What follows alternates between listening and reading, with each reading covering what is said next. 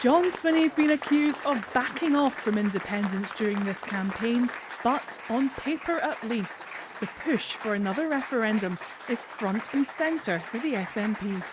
If we open up the manifesto, vote SNP for Scotland to become an independent country, I think that's quite clear. He's hoping to persuade voters victory for the SNP in a majority of Scottish seats is a mandate for opening fresh negotiations on another referendum with the next UK government. So what this election gives people the chance to do is to intensify the pressure to secure Scottish independence. But he wouldn't be drawn on whether the SNP failing to win a majority would be taken as a vote to stay part of the UK.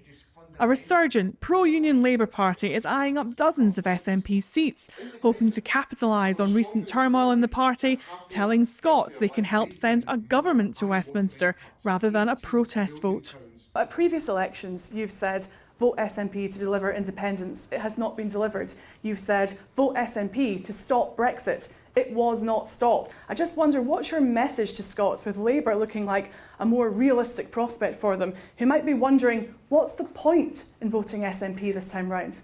I think in terms of what does the Labour Party look like? Well, the Labour Party looks like a party that's going to prolong child poverty by keeping the two-child limit. That's beyond. I can't fathom that. I would have thought this election is supposed to be about change. Where's the change?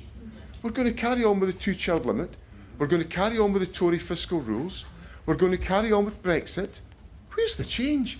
Because the SNP is not part of a UK party, it argues it can better reflect Scottish concerns and possibly influence the government of the day. The manifesto says the SNP will demand an end to Trident nuclear weapons, call for the House of Lords to be abolished and push to scrap the Rwanda migrant scheme. In Glasgow, SNP seats will be fiercely fought over. In a city that was Nicola Sturgeon's old stomping ground, the SNP are now battling for support. Well, I'm very pro-independence, so I feel like that's maybe not the main issue that we're facing at the moment. And also there was a lot of sort of SNP sleaze and things in the news. That's put me off a little bit. I'm 32, so I've been voting for a long time, and this is the first time that I've been truly unaware as to who I want to vote for, which I know is really terrible. John Swinney's predecessor didn't really do enough to sort of carry on the sort of momentum that they've had previously, and I think you can't afford to do that anymore in politics. People have there's a lot at stake now with like the cost of living and everything. I just think that the SNP are probably the best bet for representing Scotland's interests. I do think a balance between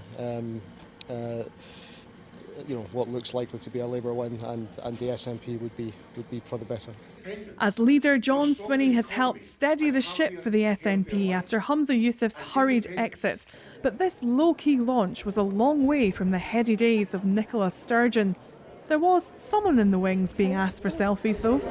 Stephen Flynn, this looks a bit like you're the leader here, people taking selfies with you. The leader's very much here. He's on the front page of the manifesto, and what a fantastic launch that was. People who think things might be going better if you were in charge of this. No, John's very much in charge, and what a vision he's set out. Is it not remarkable? In stark contrast to the Westminster parties, we're talking about ending austerity, rejoining the European single market, investing in our NHS, investing in net zero. We have a positive vision for Scotland's future, which is remarkably different from the Westminster status quo. This election presents the SNP with its biggest challenge for years as they fight to stop their wall of yellow crumbling into a sea of red. And Catherine is with me now. Now, in England, where the Conservatives are in trouble, we've seen them trying to really reach out to their core support. Is that what the SNP is doing here?